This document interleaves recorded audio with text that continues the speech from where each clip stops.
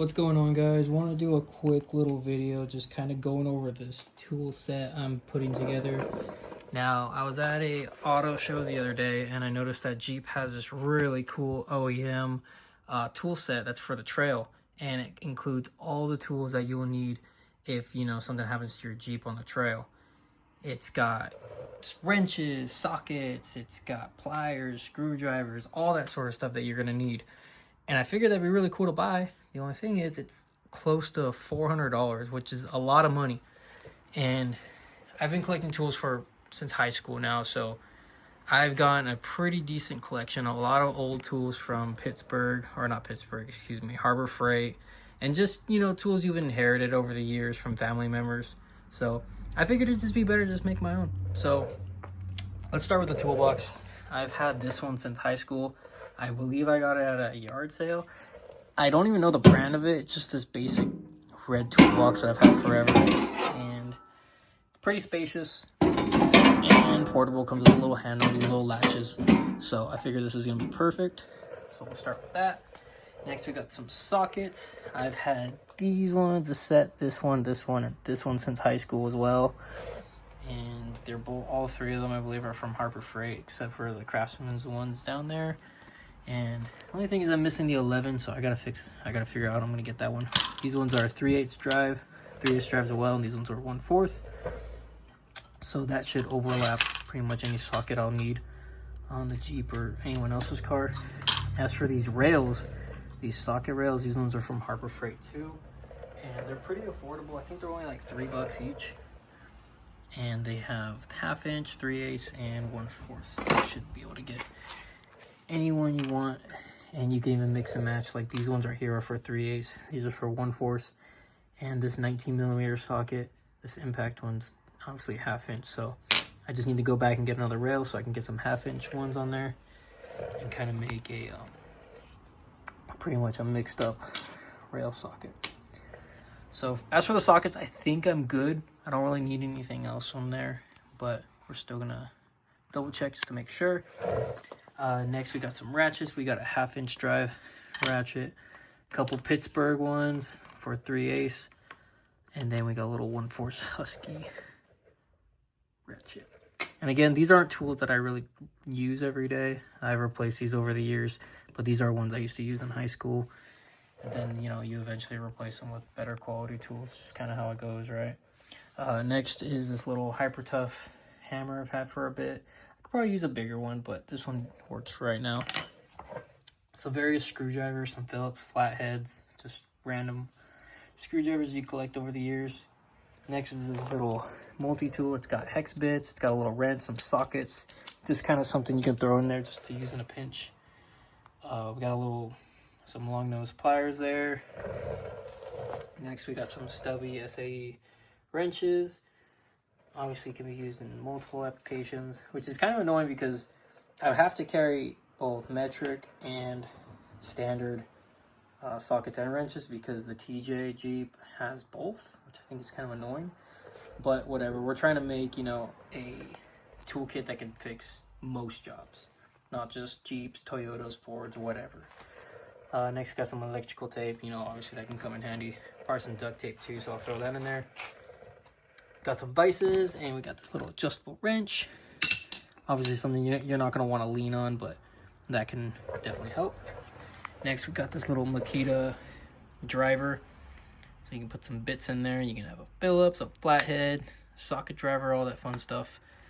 And this one I replaced with a Milwaukee not too long ago, but it's still good to keep this one around. Have two 12-volt batteries for it and a charger. So that's going to go in that little snap-on tool bag right there. And then next we got a little can of WD-40. So this is all stuff I was able to just scrounge. Obviously you don't want to just throw tools away, but when you do replace them, it's good to repurpose them. And having a toolkit that you can just throw in the back of your truck when you're going on the trail, or maybe even going on like a long road trip or something, it's good to have. So these tools are all tools I've had early on, had for a really long time, but I wanted to repurpose them versus just leaving them in storage. So it's not done yet. We still got some gaps we need to fill. Definitely want to get some new ratchets, some wrenches metric wrenches. Want to double, triple check. We have all the sockets we're going to need. We got to replace that 11. I think we're good on ratchets, good on the hammers, good on the screwdrivers. And besides that, we should be good. It shouldn't be too much. But we're going to go take a little trip to Harbor Freight. And we're going to see if we can fill these gaps in. And then we're going to see the final product. All right, so stay tuned. All right, guys, we just rolled up to Harbor Freight. It's a little rainy out, but we shouldn't need too many tools. So we should be able to do this in one shot. And we should be pretty much complete with the toolkit. So let's get her done. All right, guys, we were back from Harbor Freight, and I ended up not needing too many things. If you saw in the last video, I had most of it. So I ended up only really getting some zip ties, some mechanical wire, some extensions, a couple impact sockets, some metric 1/4 drives, and obviously a wrench set. I also got a pliers set, but I realized that a long time ago I had one. I just didn't know where it was. So I went back and I looked at one of my boxes. I ended up finding it, along with a lot of wrenches and some Allen keys. So it ended up, you know, completing the set even more, and I ended up saving money. So these are the plier sets that I was talking about, and they are beat to crap. They are rusty, they are disgusting, and they're very old. But you know, this is like an emergency toolkit. These are something I'm gonna be using every day, so they're gonna work just fine, and ended up saving me some money. So that's cool. Also, some Allen keys that ended up being complete, so that was great. And then I found this this metric 1/4 drive set that I ended up buying.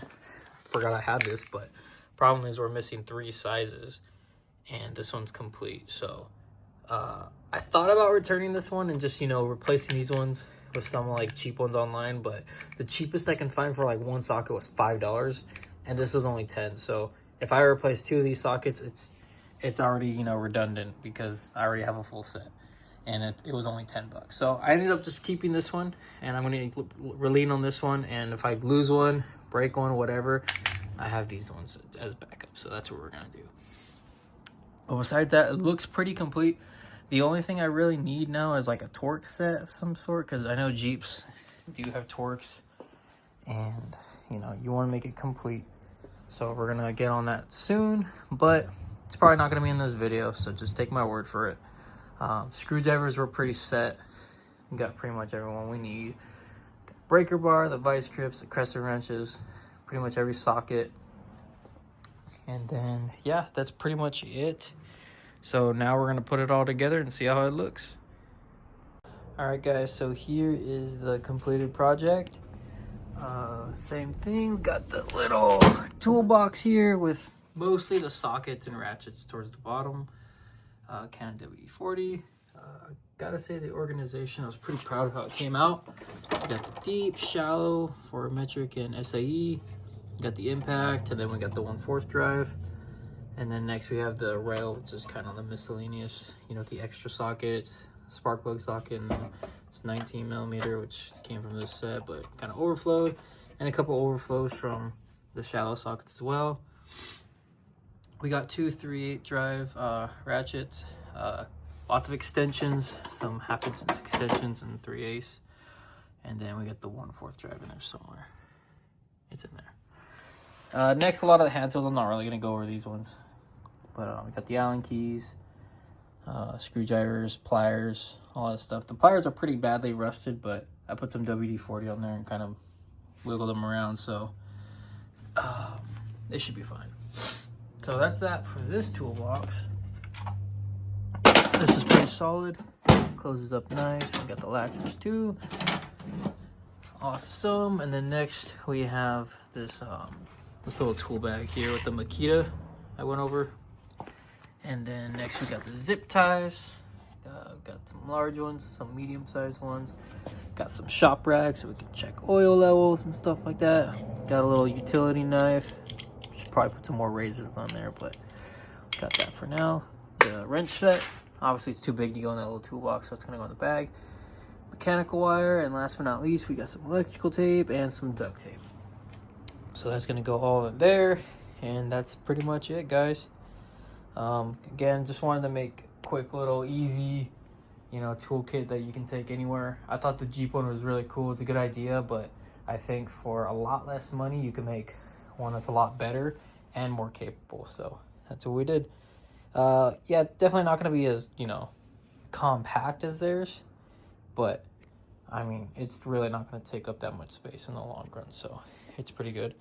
I think next video I'm going to kind of go over all the off-road recovery equipment I got next, but we'll do a video on that later. So anyways, guys, thanks for watching, and see you on the next one.